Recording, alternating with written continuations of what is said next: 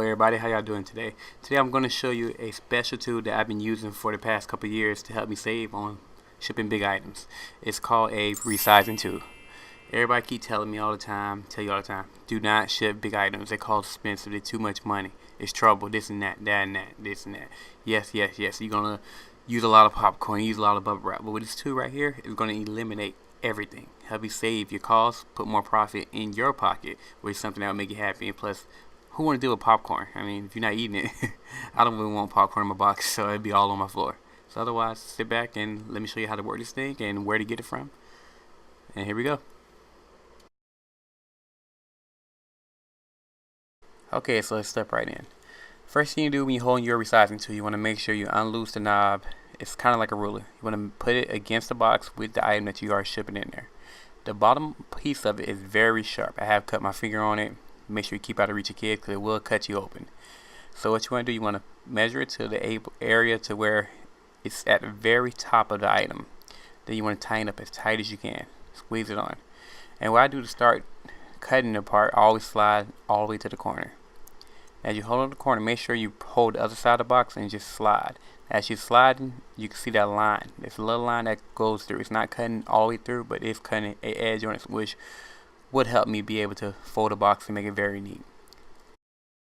Okay, now we got the first side out of the way. Let's slide the box. We're going to do the same exact thing to the other side. Do not change no kind of measurements. Make sure you're bracing the box as you are sliding through it. Make sure you just cut every edge of it and make sure you watch out for that little sharp part at the bottom. Then you just keep on going to the other side.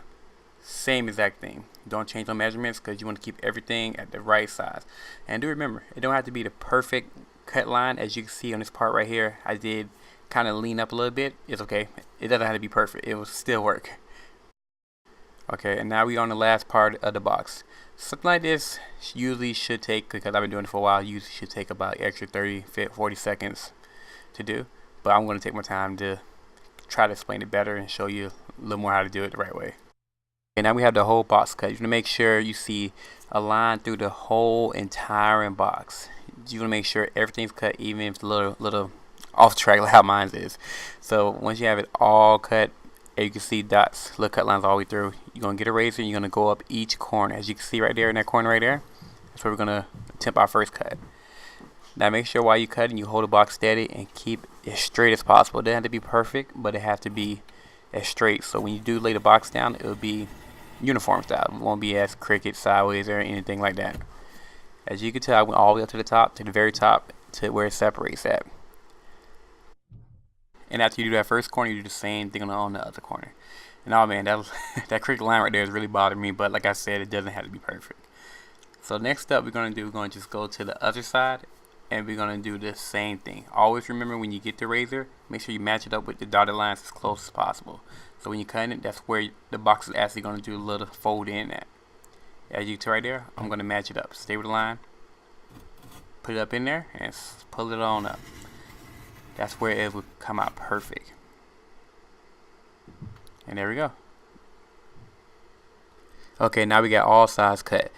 Now next step we're going to do, we're going to pull our razor out and cut off all the big flaps.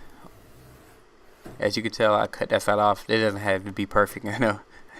And then you go for the other side and do the same thing. Oh, and please ignore all the mess in my garage. It's a little junky, I know. Alright, so next up you're going to actually go to the side that you cut the flap off. That's the first side we're going to put in. Push the part where the resizing tool did all that cutting for you earlier and push it down. And as you can tell, it folds down, starting to look like a box now, right? And do the same to the other side. And look at all that height we cut off. We cut off at least about, probably about 10 inches away off. Which, you know, you cut all that room off, you're still saving money, saving off materials, all that other good stuff. Now on the top, you want to cut off one side of the flaps. That's how I do it. It's up to you. I cut one side off, and of course, I'm not throwing that away. I'm going to also use that one too. Now that we did all that, I do a little test run and look at it. Now, don't it look like a box? I cut off a lot of room like a box. Now, you remember those flaps I told you to hold on to not throw away? We're going to use those as cushions on this side. Yep, that's it. Use that as a cushion. We use the whole entire box. Even though we bought the box, we're going to make sure we use every bit of it. Don't want to throw in it. So I fold them up at the best way I can. Put it on each side of the item. I'm going to put it on the top, on the bottom. Even sometimes you put it on the side. But you can tell on this particular area, I won't be able to do it. And I try to use all of it. I mean, you don't have to use it. I mean, if you don't have to use it, you can save on weight, stuff like that, and save you more money. But I always use it just to have extra protection on the side. Now that you have all your extra cardboard pieces in there, any bubble wrap in there, now it's time to do the other thing I always tell you to do. If you have another side hustle like me, I do other things. I always leave a business card in there, because you never know, the customer already see the item, they already trust you, they think everything's gonna go fine. So why would they not feel comfortable? Hey, let me buy again from this person. Always leave a business card in there, something from your other business. And I do with eBay orders, Amazon order, email, my other online orders, anything.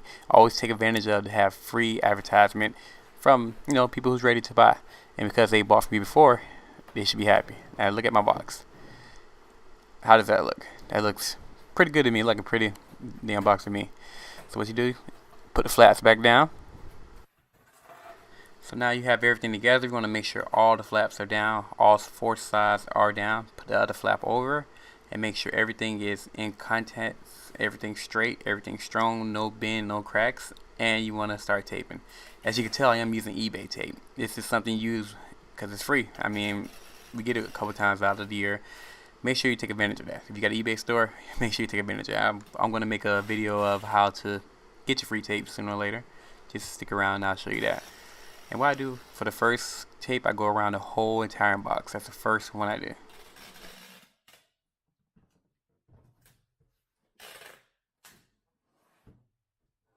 Then after doing the middle of the box, you want to look for that extra flap, that extra open area you have.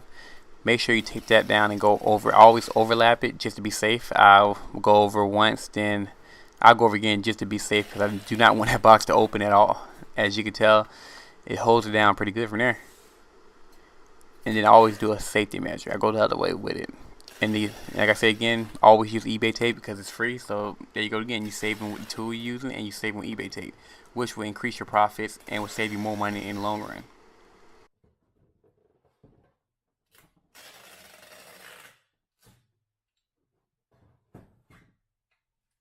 And just a tip I use, I always go a little extra with the tape. I mean, a little extra just to make sure that box will not open in transit. You never know. United States Postal Service, FedEx, they all throw them all, they all rough with them. So what I do, I just put a little extra tape just to be safe. And then as you can tell, that's it. The box that's a pretty nice box. It looked very, very, very good. And then I did it with, the regular tape measure, eraser, of course. And MVP of the day, my resizer tool. That thing will pay for itself probably within the first 4 or 5 orders. It's definitely worth the extra money. Alright, now let's get to the most important part. Let's see how much money we save. As you can tell, the box weighs 7 pounds 2 ounces. This is 24/18 by 18. This is the size of the box before I cut it. That's United States and Postal Service and FedEx. We're going to update and see how much it is before I cut the box. Okay, as you can tell, United Postal Service priority package for that box is $87.98 just to ship it in a box that that you did not cut. That's a box that the way it came before I did anything to it. As you can tell up in the top right, that's the price. They want $87.98 to ship it, which I think is crazy, but hey, some people pay it. That's why a lot of people tell you to avoid big items. But with this tool I have, I'm going to show you the reason why you would not want to avoid it, why this tool is very important. So now we're going to change in the settings on there. We're going to go back to it, and we're going to update it again. Wait for my internet to do it. And that's the new set. 7 pounds, 2 ounces, 24/18 to 9. Okay, now you see United States Postal Service dropped down to $59.13. $59 from the $87, I believe it was, is a big, big, big difference. Okay, but $59 is still a little high for me for big boxes. I don't really ship to United States Postal Service, so we're going to try it with FedEx and see if we can save some more money. So let's go for it right now. Alright, I updated the same thing, and look at that, $35.49. So if you do $87.98 from before I cut it, subtract by $35.49, that's a savings of $52.49.